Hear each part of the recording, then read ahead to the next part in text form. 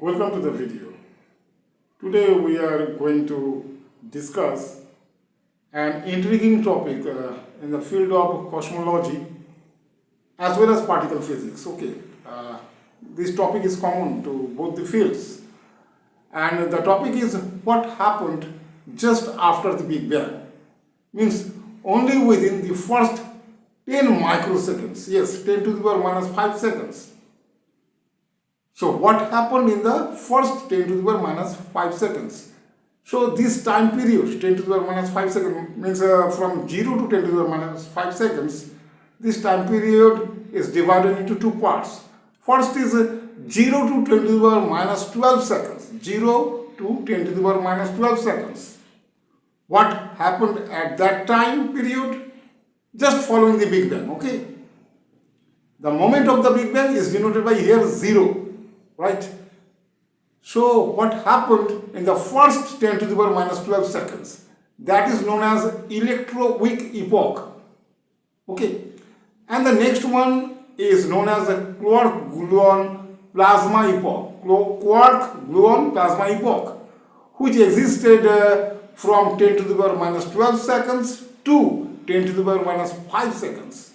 10 to the power minus 5, that is 10 microseconds. Right? Okay, and after that what happened? After 10 to the power minus 5 seconds, what happened?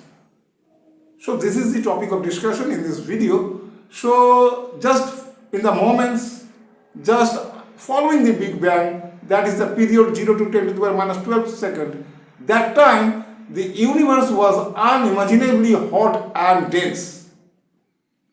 The temperatures were too high, exceeding almost 10 to the power 15 Kelvin, 10 to the power 15 Kelvin. That much of temperature existed during the first 10 to the power minus 12 seconds. The period varies from 0 to 10 to the power minus 12 seconds. Right? And just after that, during that period, what happened actually? The universe was unimaginably hot and dense. And during that period, the fundamental forces like strong nuclear force began to separate. So during that phase, that is during that epoch, that is electroweak epoch, this happened. Now let's talk about the next phase or the next epoch, which is known as Quark-Gluon Plasma epoch. Here, Quark-Gluon Plasma, this is also known as Quark Soup. Okay.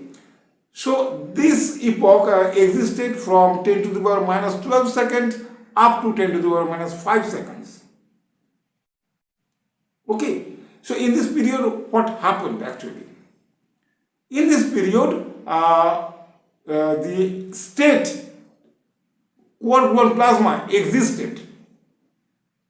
Okay. And this state is known as the deconfined state. In this state, quark and gluon moved freely in the soup, in the quark soup. Means in that plasma state, that state is known as the deconfined state. Okay. In that state, quark and gluon moved freely. And after 10 to the power minus 5 seconds, and at that time the temperature was about, I am talking about the period 10 to the power minus 12 seconds and 10 to the power minus 5 seconds. During that period, the temperature was 2 trillion Kelvin. 2 trillion means 2 into 10 to the power 12 Kelvin. So in the first 10 to the power minus 12 seconds, the temperature was exceeding 10 to the power 15 Kelvin. Now the universe has cooled to this temperature, cooled down to this temperature, in 2 into 10 to the 12 Kelvin, right? So there was expansion also, expansion and cooling, both occurred at the same time. So the state known as deconfined state, that means we can see the Quark-Gluon Plasma state during that time. And after that, what happened? After that, the new state began to form, the known as confined state. So in case of confined state, what happened? In case of confined state, quark and gluon, they could not move freely during that phase. Okay, they were not able to move freely. They were confined. Okay, quark and gluon means no more they were separate entities. Quark and gluon. And thereafter what happened? The formation of baryons, formation of mesons took place. Right? Just after that. And this process, the process of confinement of the quark and gluon, okay, this process is known as hadronization, hadronization process. In this process, baryons formed, mesons formed, means actually hadrons formed during this period.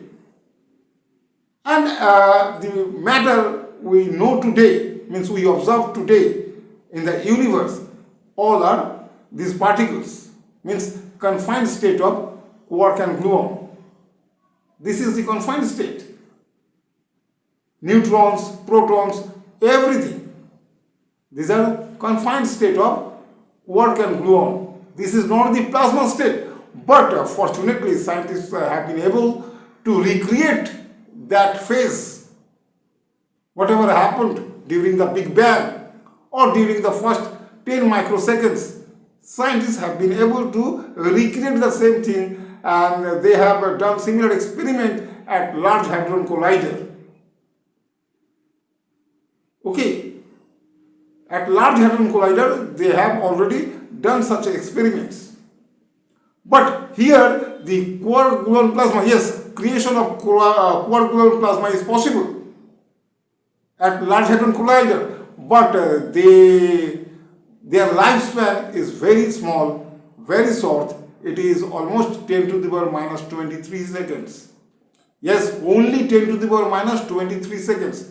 For only this brief period of time, they exist, means the Quark-Gluon Plasma state exists, means the deconfined state exists. And after that, confined state we can see. And what is the necessity of doing such experiments? This is so expensive experiment. By conducting such experiments, scientists are trying to know everything about those four fundamental forces. Means they are trying to gain insights into the four fundamental forces known as electroweak force, then electromagnetic force is there, strong nuclear force is there, again that gravitational force is there. These are the fundamental forces. So scientists are trying to gain insights into these fundamental forces by conducting such experiments, which is so expensive. Okay, again, scientists are interested to know about what happened actually during the Big Bang. So same thing they are creating at lab, that is a Large Hadron Collider. Means this is just the replication of the Big Bang.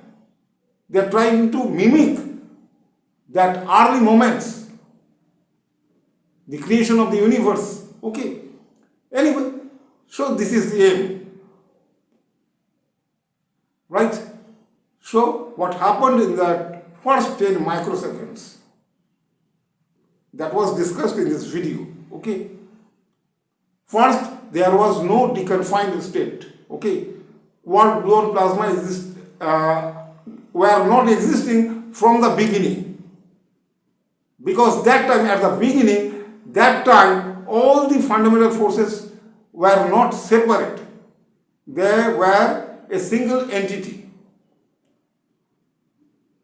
Okay. Anyway, so this was all about today's topic. What happened during the first few microseconds or first 10 microseconds just after the Big Bang. Right? So this is the end of this video. Thank you. Thank you for watching this video.